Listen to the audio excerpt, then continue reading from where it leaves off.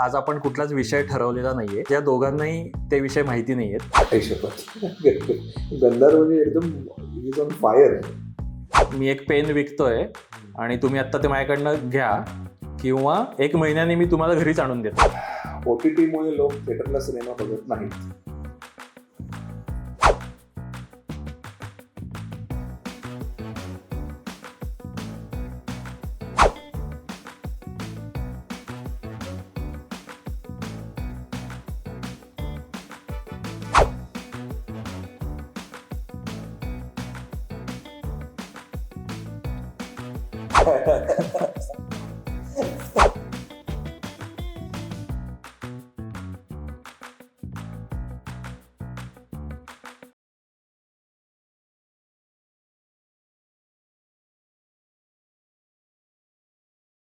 नमस्कार. आजचा आपला काथ्याकूट एकदम वेगळा आहे, कारण आज आपण कुठलाच विषय ठरवलेला नाहीये. म्हणजे एक विषय ठरवलेला नाहीये. आज आपल्याकडे खूप विषय आहेत. आपल्या सोशल मीडियावरती किंवा इतरत्र कुठेही सिनेमाबद्दल जी एक अशी काही पॉप्युलर मतं असतात किंवा काही स्टेटमेंट्स असतात, तर त्याच्यावर आज आपण चर्चा करणार आहोत. आणि मी त्या वेगवेगळ्या स्टेटमेंट्सच्या एक चिठ्ठ्या बनवून ठेवल्या आहेत. आणि आजचा एपिसोड इंटरेस्टिंग अजून यासाठी आहे की आज या दोघांनाही ते विषय माहिती नाही आहेत, कारण ते मी माझी ती लिस्ट बनवून ते चिठ्ठ्या काढलेल्या आहेत. तर त्यामुळे आज एकदम असा एक उत्स्फूर्त असा एक एपिसोड असणार आहे आणि आय एम शुअर तुम्हाला मजा येईल. आणि यातले खूपशी विधानं तुम्हाला पटतील किंवा नाही पटतील ते आम्हाला कमेंट्समध्ये सांगा. तर आपण सुरुवात करूयात. आज हे बघा माझ्याकडे असा एक चिठ्ठ्यांचा एक बाउल आहे. तर आज मे बी आज पहिला आपण वरिष्ठांना पहिला वरिष्ठ मला ते वरिष्ठ आणि बहुतेक गंधार आपल्याला अडकवणार आहे. स्टेटमेंट त्यांनी जी काही केली असतील. परत चॅनल तुम्हाला ज्येष्ठ समीक्षक म्हणून दिलं होतं. काय करताय ज्येष्ठ. ओके, हा स्टेटमेंट वाचतो. गाणी हा भारतीय मेनस्ट्रीम सिनेमांचा हरवलेला आत्मा आहे. डेफिनेटली मी सहमत आहे या विधानाशी. म्हणजे आता कसं सांगायचं, गाणी आहेत, गाणी नाहीयेत असं नाहीये, किंवा गाणी सगळीच गाणी दर्जा त्यांचा बघितलं तर सगळ्याच वाईट आहे असं पण नाही. पण हे मात्र मला जाणवतं की तो सोल जो होता आपल्या सिनेमाचा विशेषतः तो जरा हरवलाय. याच्याशी मी सहमत आहे पूर्ण. माझ्या पुरतं मी बोलू शकतो 90s किडला की ज्यांना मेलोडियस एक सोप्या धून मधले गाणे ऐकायची आपल्याला सवय. म्हणजे कोणी गाऊ शकतं अशी गाणी. एका मुलाखतीत म्हणलं की चांगलं गाणं म्हणजे काय, तर कोणी ते गाणं गाऊ शकतं. म्हणजे 90s मधलं तर मी परदेशी ज्यांना मी गाऊ शकतो सहज. आताची गाणी मी नाही गाऊ शकत, कारण ते खूप कॉम्प्लिकेटेड आहे माझ्यासाठी. तर आत्मा हरवला काय प्रश्नाचं उत्तर माझ्या पुरतं होय, पण ते बाकीच्यासाठी असं असेल असं मला ऑनेस्टली नाही वाटत. कारण त्याची गाणी मेलोडी नाहीये.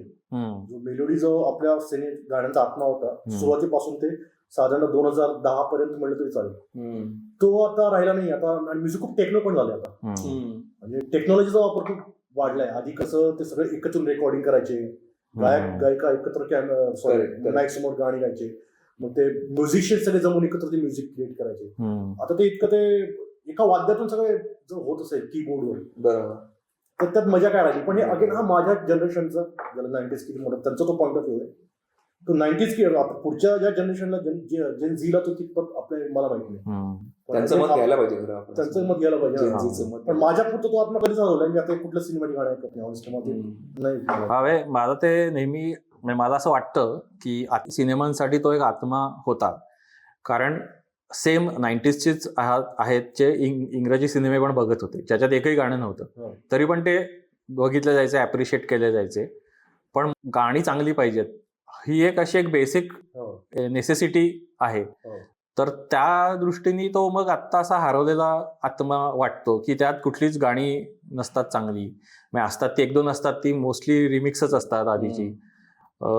तर ते असे जे म्युझिकल्स होते ना पूर्वीचे, जे सिनेमे आपण बघितले की जे केवळ असे खूप सिनेमे आहेत की जे काही त्याच्यात नव्हतं, काही चांगले परफॉर्मन्सेस नव्हते, कथा नव्हती, काही नव्हती, केवळ गाण्यांमुळे ते हिट झाले खूप. म्हणजे असे आयकॉनिक सिनेमे झाले.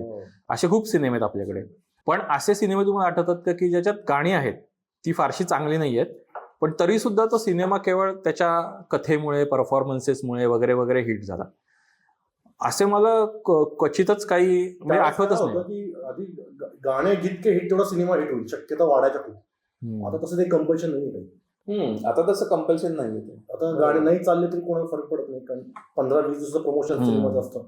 ट्रेलर टीझर करून 1-2 गाणे करून सिनेमा रिलीज करायचा. आधी 2-2 महिने आधी प्रमोशन चालू व्हायचं. पहिले गाणे रिलीज करायचे, गाण्यांचे टीझर ट्रेलर्स यायचे, गाणे रिलीज व्हायचे, मग 2 महिन्यांनी सिनेमा रिलीज व्हायचा. हे सगळंच बदललं आता बेसिकली. आणि त्यावेळेस होतं काय की तुम्हाला अर्न करावं लागायचं. तुम्हाला कुठलं गाणं ऐकायचं तुम्हाला धडपड करावं लागायची, दुकानात जावं लागायचं, कॅसेट विकत घ्यावं लागायची, ते गाणे रेकॉर्ड करून घ्यावं लागायचे. आता ते एका क्लिकवर आहे. तिथे जास्त जी गोष्ट सहज अवेलेबल असते त्याची तुम्हाला मजा नसते. आपल्या जनरेशनला ते अर्न करावं लागायचं कुठलं गाणं ऐकायचं म्हटल्यानंतर. तर आपल्या प्रोसेसच्या आपण प्रेमात होतो बरंच. ते मे बी आपल्याला जाणवतं की नाही मला माहिती, आपण त्या प्रोसेसच्या प्रेमात होतो. आता तुम्ही एका क्लिकवर गाणं ऐकताय, where is the mystery, where is the aura of the music. पण अगेन वाटतो तो आपल्या जनरेशनचा प्रश्न आहे. तो सर्वकालिक नसावं विधान असं मला Okay. सिनेमा करता गाणी हा त्याचा एक सोल असणं किंवा गाण्याचं एक महात्म्य असणं ही मुळात आवश्यक आहे का, असा पण एक खरा प्रश्न पडू शकतो कदाचित.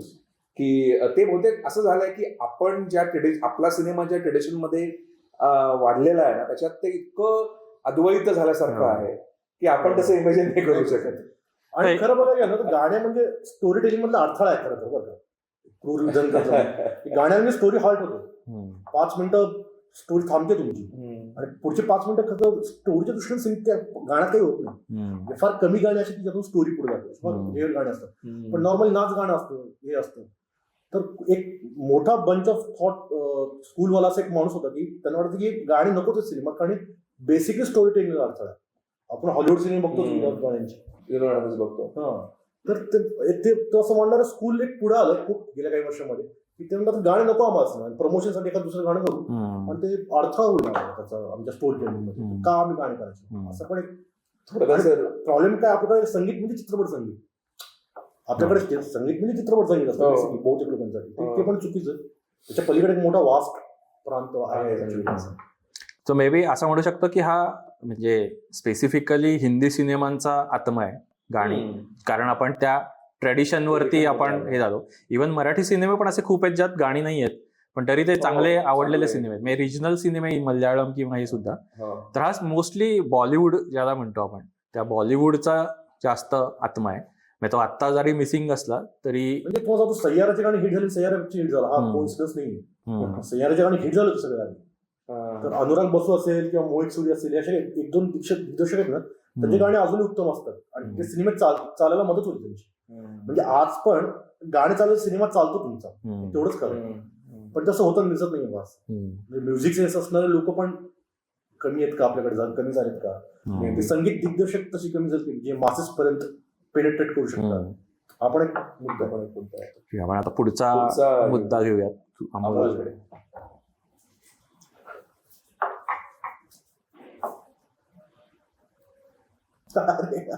हल्ली रिअलिस्टिकच्या नावाखाली कॅज्युअल अभिनय चालतो. म्हणजे एक रिअलिस्टिक अभिनय असतो. पूर्वीचे होते की ज्यात अमिताभ बच्चन किंवा हे जे मिथून किंवा हे जे ऍक्टर्स होते ते कमर्शियल टाईपचा काहीतरी त्यांचे म्हणजे थोडं लाऊड अशी काहीतरी ऍक्टिंग असायची आणि ते ड्रामॅटिक ऍक्टिंग असायची. वेराज एक पॅरलल सिनेमा होता ज्याच्यात ओमपुरी, नसरुद्दीन शाह वगैरे लोक होते की जे रिअलिस्टिक ऍक्टिंग करायचे. कारण आत्ता असं तू बघितलंस म्हणजे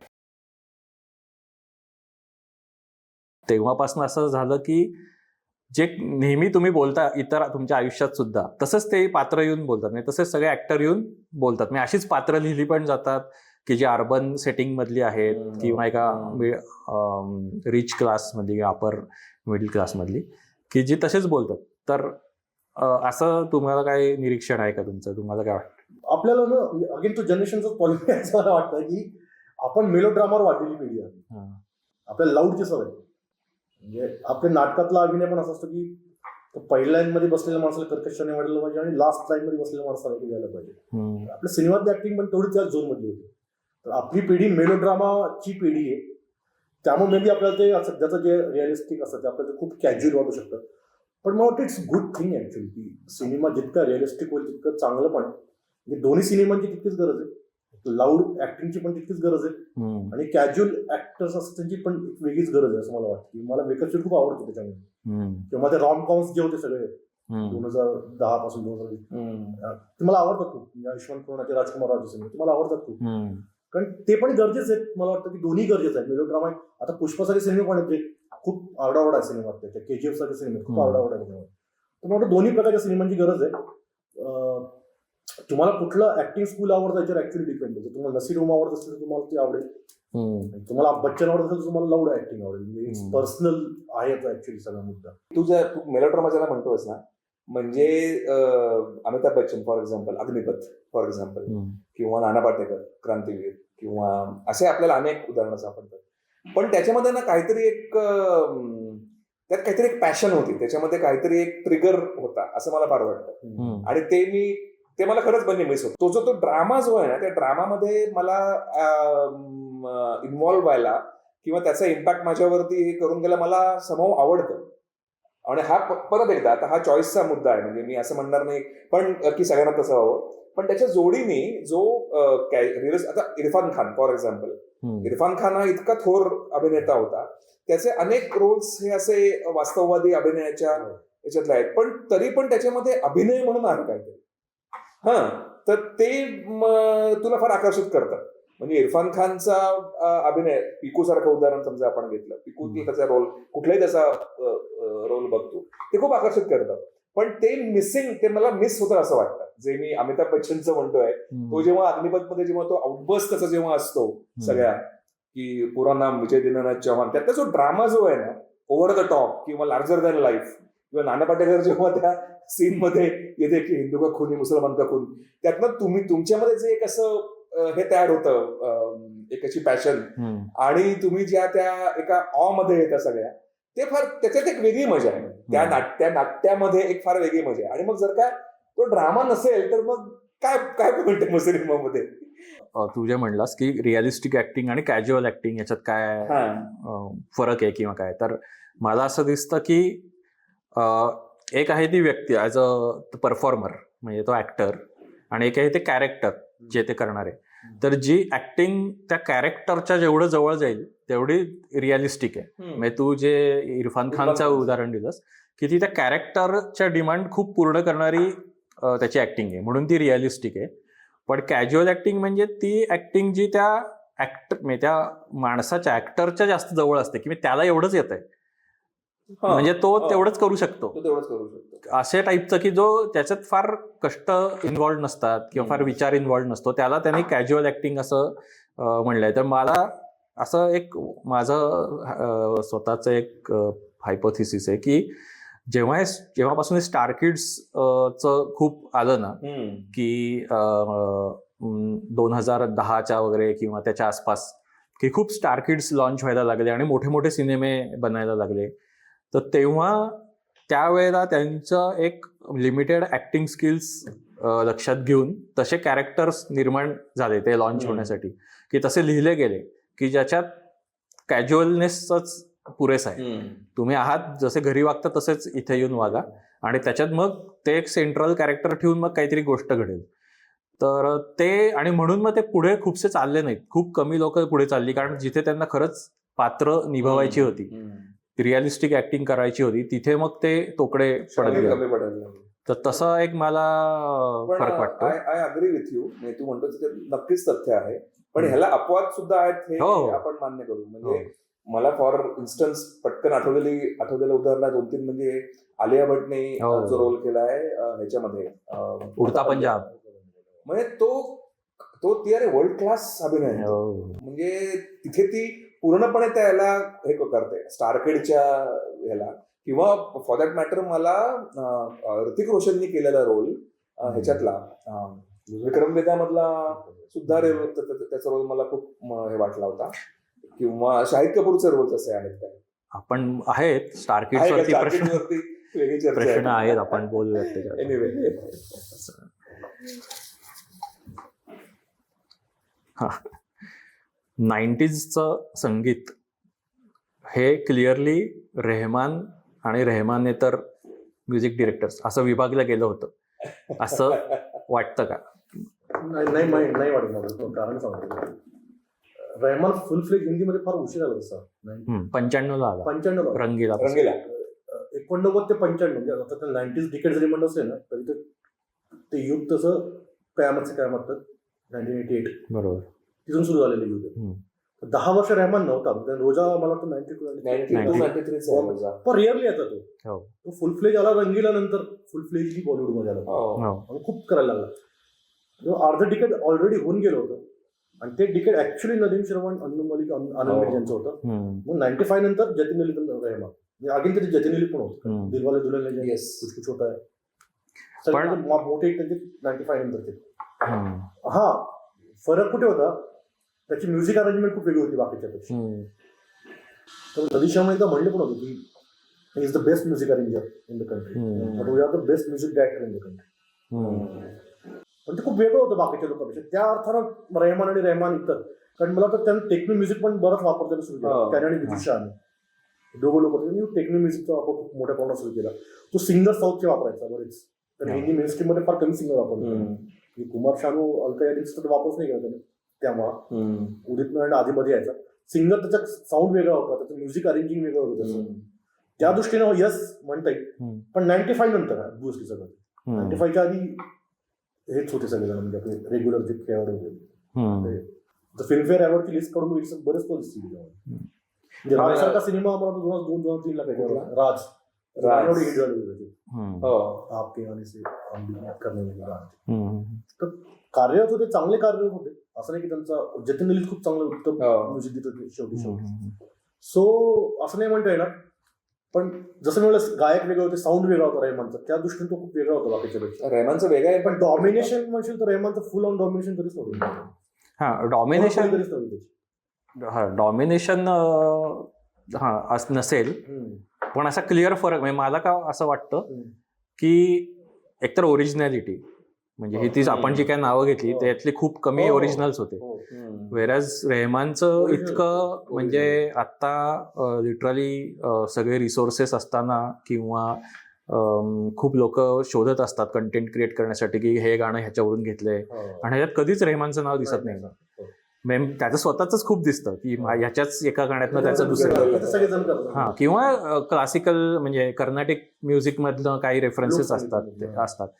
पण ते एक फरक मला खूप वाटतो की, आणि तो साऊंड एक वेगळा साऊंड जो कळतो ना, एखादं गाणं तेव्हा सुद्धा की हे रहमानचं गाणं हे लगेच कळतं. करतायत ग्रामीण निमशिरी बघा, रहमानचा महाराष्ट्रात तेवढा रिच नाही. तू तुझ्या ट्रॅक्टरवरचे याच्यावरचे गाणे आहेत ते सगळे अजून रहमानचं नाही, तो खूप अर्बन होता. रहमानचा टच वेस्टर्न होतं ना, खूप सगळं वेस्टर्न होतं. सहज गुणगुणतेणारी मेलोडी नव्हती. रहमानचं गाणं मला तुला एफर्ट्स घ्यावं लागतं. बरोबर.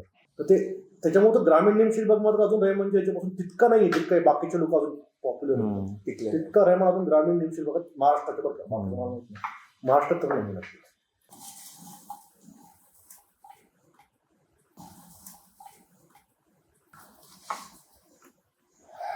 ओटीटीमुळे लोक थिएटरला सिनेमा बघत नाहीत.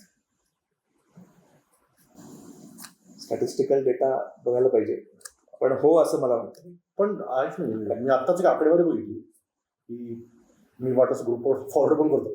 PVR आयनॉक्सला 2016-17ला 4 कोटी व्हिजिट्स होत्या, त्या 2 कोटी राहिले. 2 कोटी लोक गेले कुठे? 4 कोटी काय एकूण फुटबॉल सिनेमा बघायला. हा ऑडियन्स कमी झालाय, म्हणजे ते सगळ्यांनाच मान्य आहे की फुटफॉल कमी झालेला आहे, पण 50% कमी होणं बिग लॉस. पण हा म्हणजे मुद्दा असा आहे की त्याची खूप वेगवेगळी कारणं दिली जातात की सिनेमे चांगले बनत नाहीत पासून लोकांकडे पैसेच आता उरलेले नाहीयेत वगैरे वगैरे. तर त्यात एक OTT हा एक खूप चर्चेचा विषय असतो की OTT मुळे. तर काही लोकांचं म्हणणं असतं की नाही, OTTचा काही संबंध नाही, हे सगळं दोन्ही वेगळे आहेत. काही लोकांचं म्हणणं आहे की नाही, तो आता जसं आमिर खाननी मध्ये लॉन्च केलं आहे की त्याचं त्याचं आर्ग्युमेंट होतं की हा असा बिझनेस आहे की मी एक पेन विकतोय आणि तुम्ही आता ते माझ्याकडनं घ्या, किंवा 1 महिन्याने मी तुम्हाला घरीच आणून देतोय, असं हे बिझनेस मॉडेल आहे सध्या OTTचं, असं त्याचं म्हणणं होतं. तर तुम्हाला खरंच वाटतं का की OTT मुळे लोक येईन असे झालेत सिनेमा थिएटरमध्ये, का काही वेगळं कारण आहे? किंवा कारण असं दिसतंय की काही सिनेमे तरी पण खूप धो चाललेलेच आहेत, साऊथचे स्पेशली, की जे 700-800 कोटी रुपये कमवत आहेत. तर मग खरंच हे कारण आहे का OTTचं? थिएटर एक्सपिरियन्स आणि OTT एक्सपिरियन्स हे पूर्णपणे वेगवेगळे. एक्सपिरियन्स ना, सिनेमे किती बनतात हा एक मोठा इश्यू आहे. हा, मग तो मुद्दा आहे का की तसे सिनेमे बनत नाहीत म्हणून लोक जातात? एक्झॅक्टली. कारण फार कमी सिनेमा असे की तुम्ही मोठ्या स्क्रीनवर बघू शकता. म्हणजे आता हा येतो ना कुठला ह्याच्यामध्ये राजमौलीचा सिनेमाचा होता वाराणसी. तो तुम्हाला मोठ्या स्क्रीनवरच बघावा लागणार तुम्हाला तो सिनेमा. तर तो मजा OTT वर नाही. असे सिनेमे बनतात किती. स्लाइस ऑफ लाईफ सिनेमे जे आहेत तुम्ही मोठ्या पडद्यावर छोट्या पडद्यावर फरकच नाही त्याच्यामध्ये. फ्रेम तशी दिसणार तुम्हाला. पण उदाहरणार्थ सपोज तिकिटाचे दर एकदम निम्म्यावरती आणले काही कारणास्तव, तर तुम्हाला वाटतं का की गर्दी होईल का तरी पण? ऐकलं होतं 100 रुपयात सिनेमाचं फुल होते थिएटर. हो, मला वाटतं. पण मग तेच म्हणजे हे मिक्स सिग्नल वाटतात मला की हे नक्की OTTला आपण कसं जबाबदार धरणार? पैशाचाच मुद्दा बहुतेक. मग हे मला ऑप्शन असणं आणि तिकीट पण महाग असणं थिएटरचं, हे कॉम्बिनेशन बहुतेक मग वर्क होत आहे की मला एनिवेज तिकीट पण जास्त आहे आणि माझ्याकडे ऑप्शन पण आहे. थिएटरची संख्या पण खूप कमी आहे आपल्याकडे बेसिकली. म्हणजे काय म्हणतात तुला दरडोई खूप मोठ्या लोकसंख्येमध्ये थिएटर आहे आपल्याकडे. साऊथला खूप चांगलं आहे ते, नॉर्थ आणि पश्चिम महाराष्ट्र खूप कमी होते. असं म्हणू शकतो की people are choosing convenience over the experience factor आहे असं. बरोबर, मिक्स्ड फॅक्टर मुळे ते कोण आहे?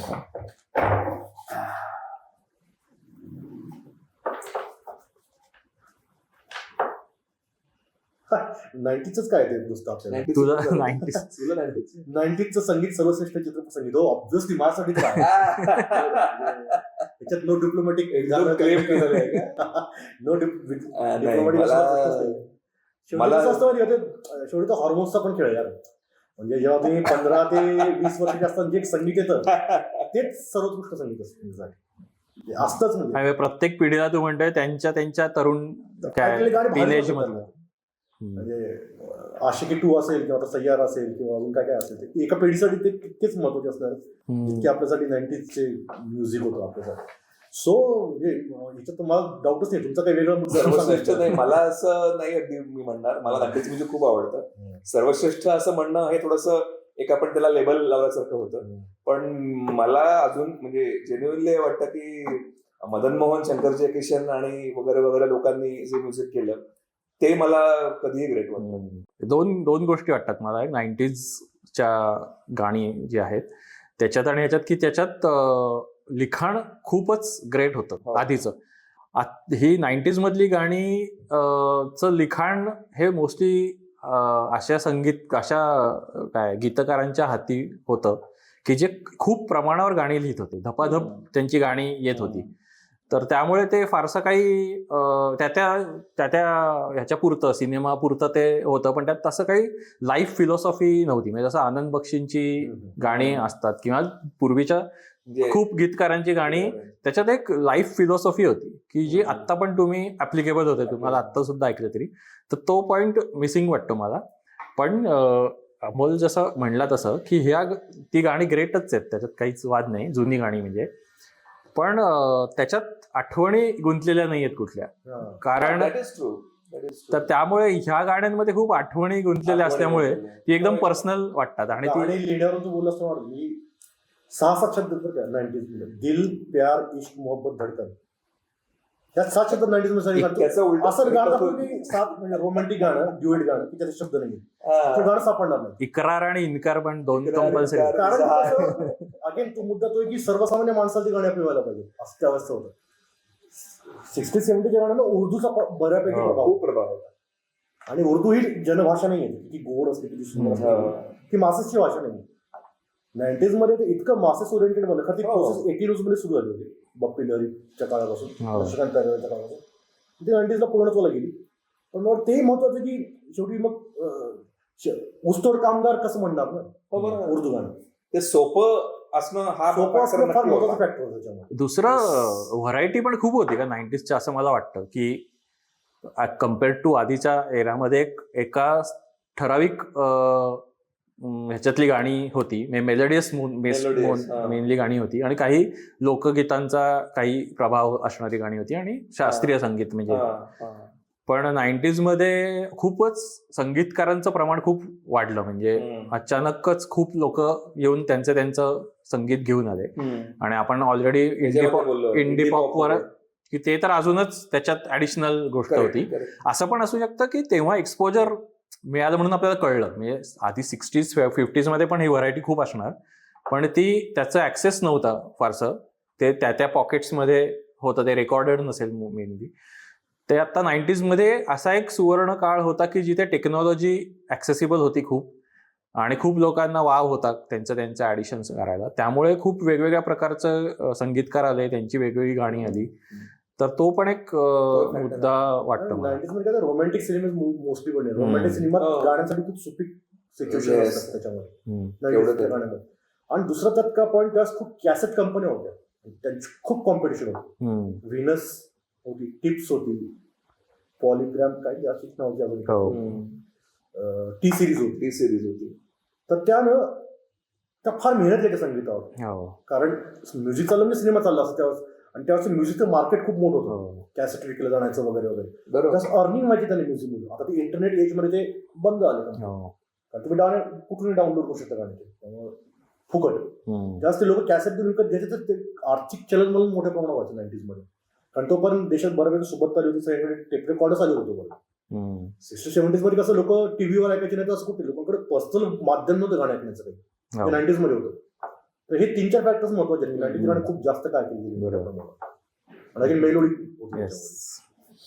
येस. पुढचा टॉपिक.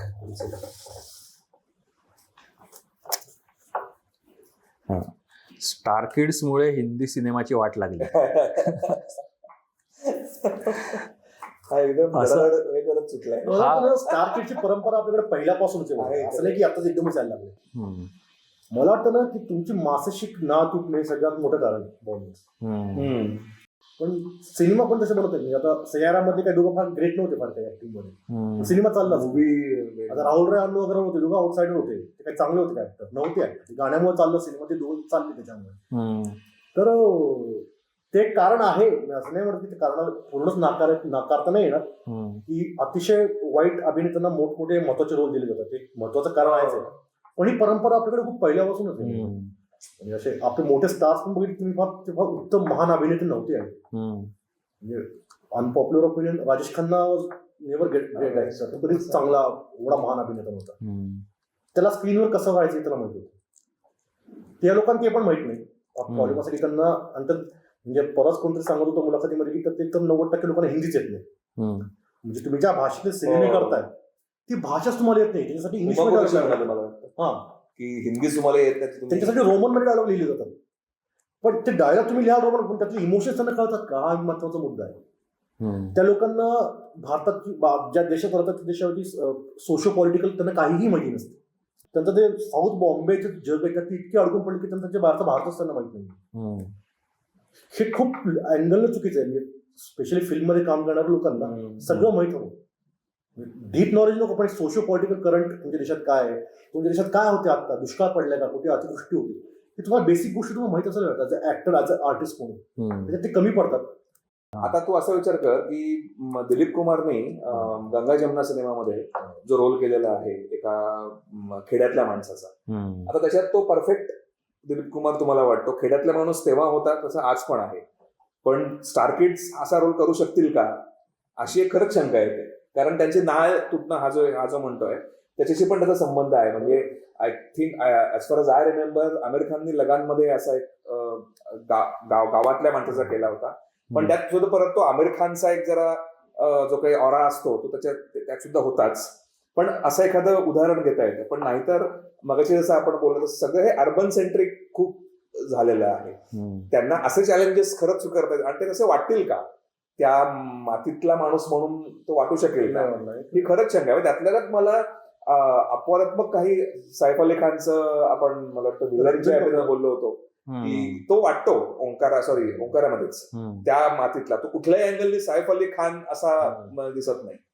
अशी उदाहरणं कमी कमी होत गेलेली आहेत आणि ती एक त्या अर्थाने सिनेमावरती स्टारकिडच्या एकूण त्याचा परिणाम झालाय असं त्यामुळे ते मला वाटतंय. दोन्ही गोष्टी आहेत की एकतर स्टार किड्सना बरंचसं बाळकडू मिळालेलं असतं, त्यामुळे ऍक्च्युली असं एका बाजूने असं आहे की ते ऍक्च्युली त्यांच्यात जास्त पोटेन्शियल असलं पाहिजे हे सगळं कॅरी पण त्यांना करण्याचं. बाळकडू, त्यांना फॅशन कशी करावी, कपडे कसे घालायचे, असं त्यांना ऍक्टिंगचं बाळकडू मला अभिनयाचं हो मला पण शंका वाटते ती, कारण ते ट्रेनिंग त्यांना वगैरे ग्रूम पण केलं कसं जातं, ते- पण त्यांना ते ग्रूमिंग पण त्यांचं ते खूपच प्रेझेंटेशन ओरिएंटेड असतं. हम्म. म्हणजे बिल्ड चांगली करणं, हा. डान्स शिकणं, हा.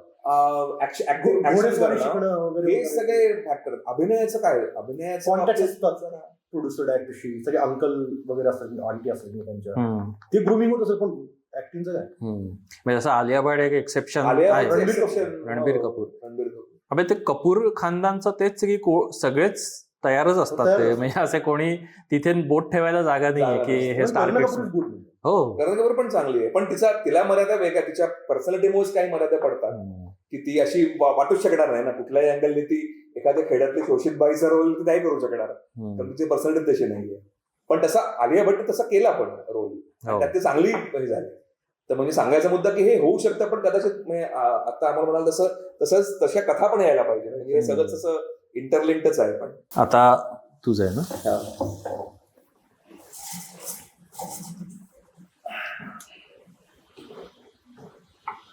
आई शपथ, गंधर्व म्हणजे एकदम इज ऑन फायर. भयपटांच्या नावाखाली दचकवणारे सिनेमे चालतात. हे विधानच मला खूप इंटरेस्टिंग वाटलं. आणि भयपट बाय द वे मी खरं फार अलीकडचे बघितले मी नाही. बघितले बरेच, पण आता हॉरर कॉमेडी चालू आहे ना, हो. त्या जम्पस्केअर असतात, डेफिनेटली असतात जम्पस्केअर्स त्याच्यामध्ये. पण आधी होतं हे डेफिनेटली जम्पस्केअर्स म्हणजे, पण ते प्रमाण हल्ली बरंच कमी झालं असं मला तरी वाटतं. पण कुठले सध्या हॉरर तुला, म्हणजे असे कुठले हॉरर फिल्म उदाहरणार्थ तुंबाड ही काय अशी खरी हॉरर फिल्म नाहीये, म्हणजे असं हॉरर म्हणण्यासारखी फिल्म नाही, पण मला तरी भीती एक एलिमेंट आहे त्याच्यात, आणि त्यात कुठे जम्पस्केअर नाहीये, पण ते मला एक कुठली तरी भीती, आपल्या आतली भीती बाहेर येते अशी काहीतरी वाटतं. आता एक भूतकालम नावाची एक मूवी आली, खूप जबरदस्त मूवी होती. काय नाव? भूतकालम. बरं. रेवटी होती त्याच्यामध्ये, सॉलिड मूवी होती एकदम, अच्छा. प्रचंड आवडली होती. त्यात होते जम्पस्केअर्स पण मर्यादित. मला वाटतं जम्पस्केअर्सचा अत्यंत झालं की ते मजा निघून जाते हो. हॉरर मधली, मग ते विनोदी वाटायला लागते काही. ते भूत सिनेमाने मला वाटतं सुरू केलं पहिल्यांदा. नाही रामसेच्या सिनेमापासून ऍक्च्युली जम्पस्केअर्स, खूप जम्पस्केअर वापरायचे ते. पण- सुरू होतं की घाबरवायचं ऑडियन्सला, जम्पस्केअर आणायचं म्हणजे म्युझिक. भूतमध्ये त्याला खूप इफेक्टिव्हली वापरलं होतं ऍक्च्युली. हो.